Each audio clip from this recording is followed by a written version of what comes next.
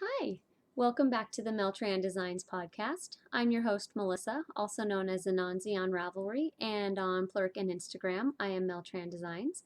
Today is Monday, September 21st, 2015, and this is episode 81. If you're a new viewer, thank you so much for coming and checking me out, and if you're a returning viewer, thanks for coming back. I hope you all enjoy our time together. It's later in the evening. I well, my headache has gone away. I was going to go over to my in-laws with Jake and the kids. They just moved back into town this weekend. And my neck is out of place. And so my head was, it was working its way up and got to the point where it was here and then hurting down into my jaw.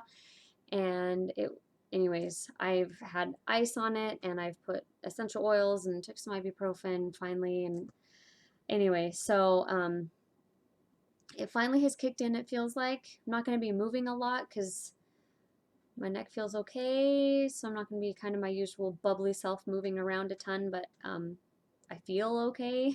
My headache has gone away a little bit, so I thought since they were gone, I would record really quick for you. I don't have a ton to show you, but I said that last week and it ended up being a crazy long podcast. So anyways, let's get into it. Happenings this week. I recorded last Wednesday, so not a ton of time to go by.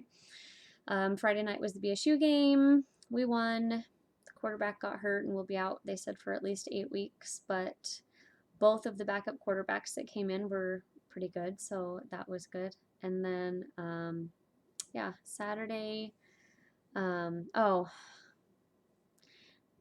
night, my sister kind of sprung it on me that she bought a house and is moving 3 hours away.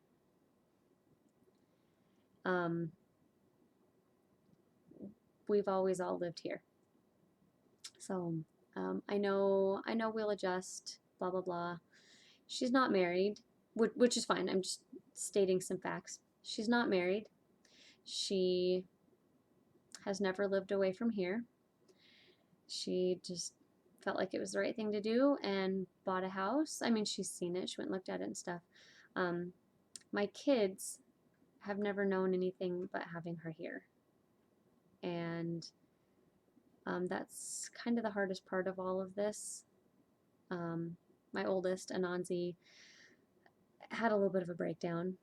She's going to take it the worst because she's had my sister for 12 years, you know, and because she doesn't have kids, I mean, neither of my sisters have kids, but one of them's married, but because she doesn't have kids or a husband, she can, you know, dote on my kids a lot, and they're used to that and they love it. And anyways, luckily, you know, we can do Skype or Google Hangouts or whatever, and I have a fuzzy in my eyelash I can feel. Anyway, and with it being 3 hours, that's not a terrible drive. So it's not like we're never going to see her. It just was a shock. I knew she was looking at houses, but I thought they were here because she was looking at houses here. Anyways, so a bit sad. It was hard. I bawled the whole way home. But anyway, it is what it is, and it will be good. It will be good for her. So anyways, Saturday I went and met with the spinning group that I get together with once a month. I didn't take my spinning because I could only stay for a short time. So I just went and I only knitted for a little while because we actually ate right at the beginning. So anyways, but I got to see my friends, which was nice. And then I had to go, well, I didn't have to. They were having a marketing class at one of the events that I'm going to be vending at in November. And I thought, you know, since I haven't vended before with my lotions and stuff, I figured might as well go get some free information and, you know, get some tips and all that kind of stuff. And I'm really glad I did because I didn't hear about the new stuff with the square card reader, chip card reader protection and all that kind of stuff. So that was good to know about. Yeah, there wasn't anything else that we did on Saturday. So let's move on to the next section. I'm sorry, I'm trying to like pep myself back up. I got all depressed thinking about my sister moving again. So let's move on, right? I have books in my lap that I'm going to show you. All right, going on / coming up. A little bit of a shake up there. I said last time, or a couple times ago, whatever, I'm going to be going to Trailing of the Sheep. I'm not. I had to pull out because my junior high and high school orchestra teacher retired recently, and they are having an orchestra reunion / scholarship benefit that they're gonna be putting together a scholarship in her name. Anyway, they're bringing the orchestra people back together again to play, and she's gonna be conducting, and she's amazing. I mean, from this little school, we would go to orchestra festivals. It wasn't a competition, it was a festival, and we would get better scores than all the big schools just because of her and what she brought out of us. I mean, we were playing professional level pieces in, you know, at the high school level. So it was pretty awesome. And I was actually going to go into being an orchestra teacher when I originally went to school after high school, or you know, to college after high school. But the way they have the program set up is so dumb. And anyways, I just kind of got discouraged and left. But it didn't take away my love of music. It didn't take away my love of playing. And there's a community orchestra that I played in for a while, and there's actually one that I found out about kind of recently that I think I'm going to look at joining, because I think it would be so much fun to get into doing that again. So, oh, and to answer your question, I play the viola. It's like a violin, only bigger, not as big as a cello. You used to hold it under your chin. If you're looking at an orchestra, I'll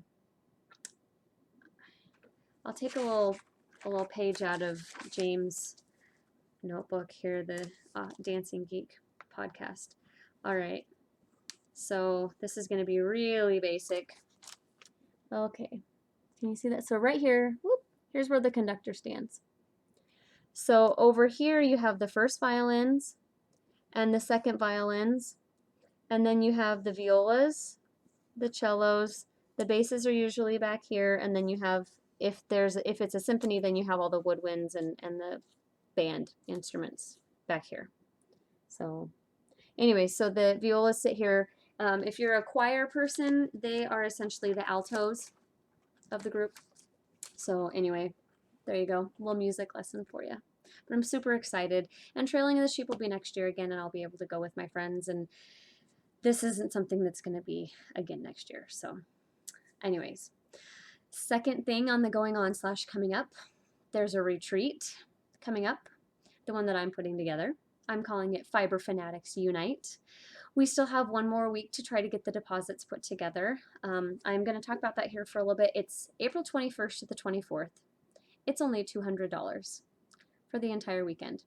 That includes breakfast and lunch. That includes dinner Thursday, breakfast and lunch Friday and Saturday, and breakfast on Sunday. And if there's enough left over for people to take brown bag lunch home, you know, with them, that's fine. That's, you know, it will be sent home. Dinners on Thursday or Friday night and Saturday night will be potluck style, with people signing up to bring stuff. If you happen to want to come and you're flying in, we can make arrangements. You could tell me the list of ingredients that you need, and I would be more than happy to pick up the food for you and just be reimbursed, and then you could make whatever your portion of the meal is for that night. Anyways, all the I was gonna say instructions. All the information is on the Fiber Fanatics Unite group on Ravelry. I wrote up an extended, I guess, information post. So if you are curious, please go check it out. It's going to be fun. I did have a backup idea, because we need to get 20 people to put their deposit in order to reserve the retreat center, and we have until next week. If we don't, they do have a smaller building on the campus that we can reserve. The only problem with that is that it will be limited to 16 people, period. It sleeps 16. So we did meet the minimum for that. We will for sure have a retreat. I would just hate for there to be more than 16 people who want to come and we can't. So if you're considering it at all, please go over to the group and look, and I'll put a link in the show notes that you can find at meltrandesigns.blogspot.com, and check it out and see if you want to, come over to Idaho for a few days in April. It's a beautiful time of year. The weather can be a little unpredictable. You might get a blizzard, or you might get a random 80-degree day. Neither of those will probably happen. It'll most likely be in the 60s or maybe 70s, but anyways, please check it out. I think that's all. Oh, I have 1, 2, 3, 4, 5, 6, 7, 8, 9, 10 people who have sent their money in. 2 more people who have verbally committed but are waiting to get paid. So it's not out of the realm of possibility to get to the 20 in the next week, especially because most of those people have just come in this last week. So anyway, please come join us. All right, let's get to the knitting. Works in progress. The first one I have is the Warmth Gilet. Last week I said it had 2 L's. It's supposed to have 2 L's, but it doesn't. It just has 1, according to when I tried to look it up online for the regular word and all that kind of stuff. This is out of Madeline Tosh DK in the Tidewater colorway. As you can see, I have made some progress. I wasn't even to the armhole, I don't think. And I've done all of this from the armhole. And the armhole is actually just a bind off and cast on, so there's no shaping whatsoever. I am more than halfway done with this kind of second, third,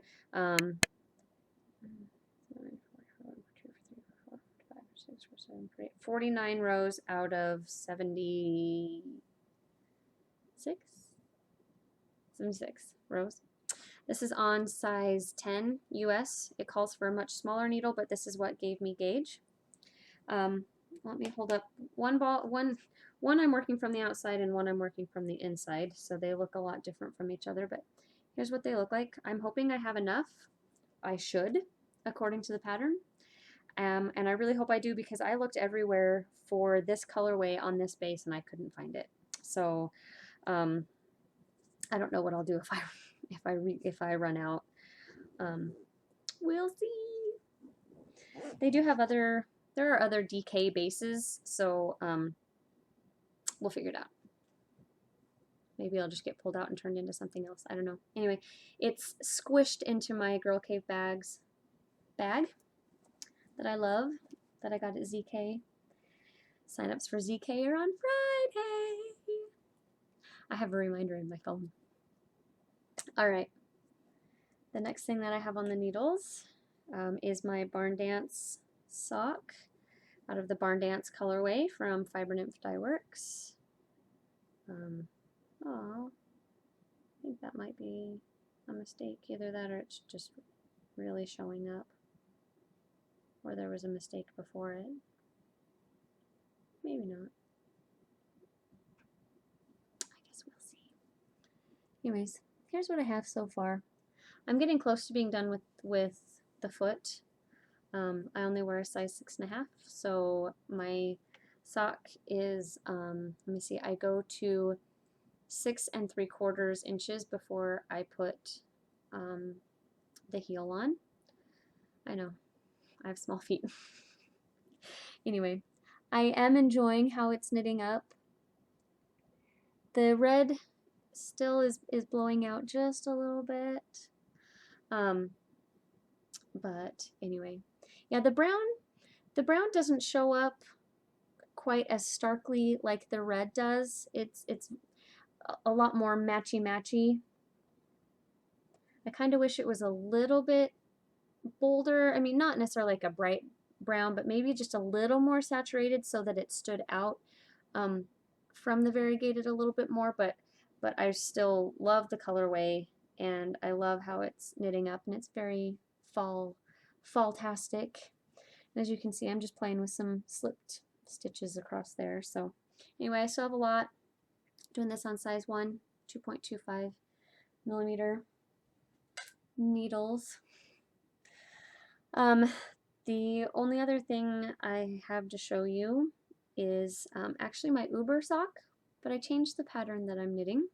I pulled it out. I found a different pattern that I wanted to try, and since I'm already doing kind of a slip stitch thing with that other one and I've done more work on it, I decided to go ahead and give this other pattern a try, and if I don't like it, I'll pull it out and do something else with it. Let's see if I can get this. It's a really weird beginning, and so I'm trying to... Alright, I'll just hold it like this.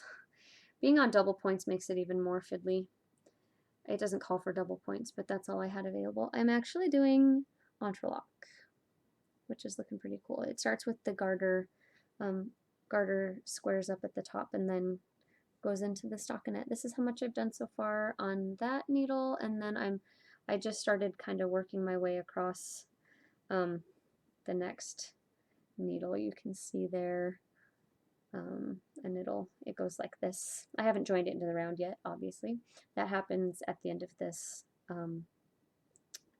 wave, or whatever it's called in entrelac terms. Anyway, entrelac isn't my favorite thing to do, which is kind of funny that I'm doing this, but I loved the sock, and I've seen other entrelac socks and I hated them. I thought they were really tacky, but I think it's because they had bigger rectangles and bigger chunks, and these are smaller. So anyways, this is also on a size 1, 2.25, but on the DPNs. Anyways, I love this yarn. It's so fun and gorgeous and knits up like graffiti. This is the Uber colorway by Highland Handmaids. She just did a she talked about my lotions review in her most recent podcast, the 5 Rista Files, so go and check that out. That's on her sugar maple sock base. That is all I have for whips right now. I do have one FO, and it is a dishcloth. Here it is. It looks pretty much the same every direction. I really like the texture on it, and it's a lot of fun to work on. So anyways, I do have another one of these started. It's in my purse. That's right. Anyway, I really like the texture. So, all right, no spinning or design or acquisitions. That is, what's that pattern called? Three dishcloths using single crochet or something like that. All right, no spinning or designs or acquisitions, like I just said. I do have a couple books that I picked up from the library that I just was going to show you really quick because they're kind of cool. I grabbed this Skirt a Day Sewing. It says, create 28 skirts for a unique look every day. So here's the cover. And what is really neat, I won't make all of them, but you have your 4 styles. You have the wrap skirts, straight skirts, flared skirts, and high-waisted skirts. And then you have 7 versions of each skirt. So you have the base, and then you just alter it, which I love stuff like that, because once you get the basic one down, you're good.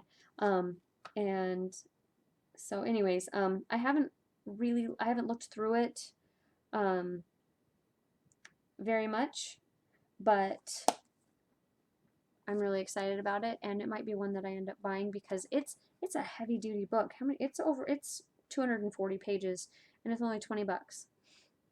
So, and it's probably less than that if you order it from Amazon, but that's how much retail it is.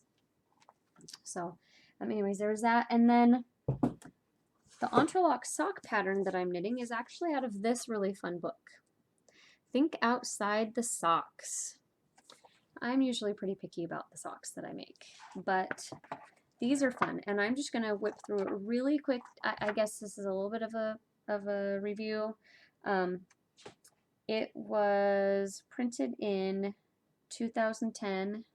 It says by XRX. I think that's who puts on the Stitches events, if I'm not mistaken. And there's a picture here. I'll show you in a second. But it has right here at the beginning, it has a small picture index of all of the patterns that are in here. And what's nice is the difficulty is by how many squares with the different colors. So you can see that, for example, these Union Jack Argyles only have the 3 squares, so they're not as hard. But then they do have some, where's the one? Oh, these Jungle Socks actually on the pattern page say Experienced Plus. I definitely plan on taking those on, just saying. Kind of a challenge accepted type situation. So then it has a picture here at the front that's a welcome page. Let's see. That shows Kat Bordy, Lucy Neatby, and Sandy Rosner. There were 296 pairs of socks. Oh, at Stitches West. So yep, this was Stitches. So anyway, the people submitted them, and anyways, it was a contest for all these crazy socks. So it has kind of some basic sock information, 8 steps to sock success, and it's talking about the gusset and the foot and the toe, and anyways, just the composition, the construction. Okay, so classic look socks. There are ones that simply just have kind of a texture in between the stripes. You can see that there. I don't love those, but just giving you an idea. These are kind of interesting. They are called Beyond the Ridge. And this part is knit sideways, so you can get that texture put in there, and then you pick up the foot and work down. So that's kind of neat. You can see the picture here where it has kind of some accent stuff. Sorry, I don't have autofocus. I don't love a lot of them, but there are a few that I do really, really like and would like to make. Some of them, the texture on them, I'm like, really? I wouldn't wear that under a shoe, but I think they were just going for the look. So let's see. Hold on, I'm getting there. I didn't put tabs in this or anything ahead of time, so we're just flipping through it really fast. This one's kind of cool. It's called Twisted Mosaic. I wish they would have used a solid for at least one of the colors. Let's see if you can see that. I like that it has kind of the self-striping under there, but I wish the yarn that they used for the toe and the overlay would have been a solid, because I think it makes it clash. These are kind of fun. It's a tad bit of plaid, and you knit the socks, and then you use a crochet hook and chain up the top, up along, over the stitches to make those lines. So it does look cool. I don't know if I would want to put the work into it, but anyways, these are called the Lonely Socks Club, and it's 3 different socks with the same yarn, and this is the one I'm making. Then there's this one that has an Estonian twist that reminds me of the Fruit Loops socks. And then this is a color work sock. So anyways, that's what I'm making. The entrelac sock. Let's go on here. There's some crazy intricate color work ones. Here are the socks, the jungle socks, in color up close so you can see them, that are Experienced Plus. It's Intarsia in the round. I read the note on how to do it.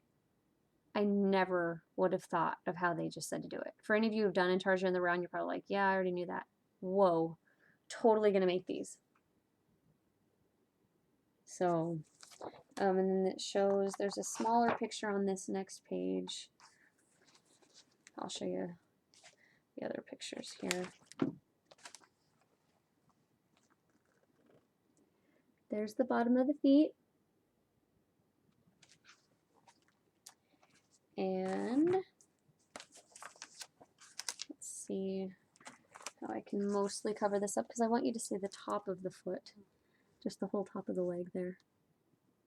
Isn't that cool? Oh, yeah, now I want to do intarsia in the round because that just sounds so cool. And I might just take part of the pattern and, oh, all of a sudden my phone is making noises. I might take just a chunk of the pattern and put it on like a hat or something so it's bigger yarn and try that first before doing color work on socks. Just trying that new technique and everything. So we shall see. Stay tuned, right? Okay, these you're gonna look at them and be like, she likes those. There's something about these that I can't not like. It just, I don't love the colors that they picked. So hold on, let me just show you first. It's called, I think it should be called kitchen sink because it has everything. It's called a fancy gator. So here you have just plain stockinette. I really don't like that color that they picked. Then you have down here this heel that has this whole different like textured stitch. I don't know how they do the heel, but it's really neat. And then you have these striped kind of chevrons, and then you top it off with entrelac. So yeah, a little bit of everything. I don't love the colors that they put together, but there's just something about them that I think are really cool. You can see a little better. Anyway, you can hate them. That's all right. I just think they're fun, and it'd be a great way to use up some leftovers. So I could make them even uglier. Okay, those aren't ugly. I could make them ugly. You know what I mean. With some leftover sock yarn, I think would be fun. These are the socks that are on the cover that I think are kind of fun. The hexagon socks. What do they actually call these? Oh, just hexagons is all it's called. Anyway, kind of fun. Anansi wants me to make her some, and I'm like, your feet are still growing. I'm not putting that much work into a sock where your feet are still growing. So, anyway, some sideways socks that go, you work cuff to toe and then back up kind of like that. These, I'm going to show them to you because I can't quite figure out why I would want to wear something like this. You can see that you just twist the knitted strips together. I don't know. I can't see myself wearing those. You get a funny suntan though if you happen to be outside with pants or a skirt or something that was shorter than those. These I think are kind of neat. They're called spiral cables. You can see here. Here, let me hold it still for you. And you actually work back and forth like this, around and around and around. Isn't that cool?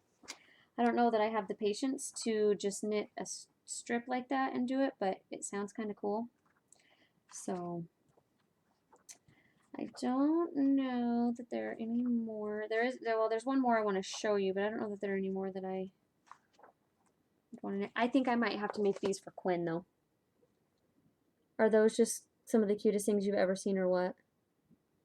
Talk about whipping up fast and using leftover sock yarn. Okay, so this is the grand prize sock that won the whole shebang, the $6,000 grand prize winner. That's not all color work. She did spot dyeing, and there's a whole lesson here on how to do it. And so you only have the kind of yellow and the really dark brown kind of black color. And let's see if it shows. Well, I'm just going to show like a chunk of the chart so you can see it only has the two colors, the white and the dark. And then what you do is you spot dye in the middle of those. No, thank you. I'm going to refrain from doing that. And before I showed Anansi this book, I said, I'm not going to make these for you. I know you're going to love them. And I showed them to her first because she's obsessed with cheetah print. And I was just like, nope, I'm not spot dyeing socks. So anyways, there you go. Nice little review for you. Think outside the socks. See if you can find it in your local library. It's definitely worth a look. I'm going to decide if it's worth buying. Let's see, what is it? $24.95 is what the retail price is, but you can probably find it cheaper on Amazon or used somewhere or whatever. So anyways, all right, 30 minutes and 33 seconds. Not a bad length. I'm going to grab some food. Having a headache for a long time. I didn't eat. Now that it's gone, I am hungry and would like some food. Anyways, yes, that is all I have for you. Please check out the retreat group if you're even at all interested. Read through all the information.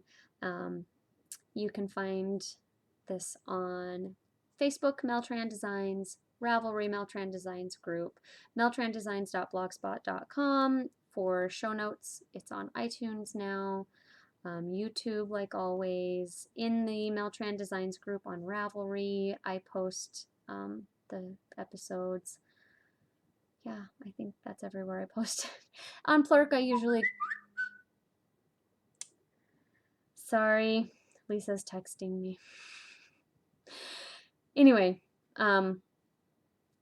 yeah, those are all the places that I post. Oh, like I said, Plurk, I usually will go on there and throw up a link as well. So until next time, keep knitting.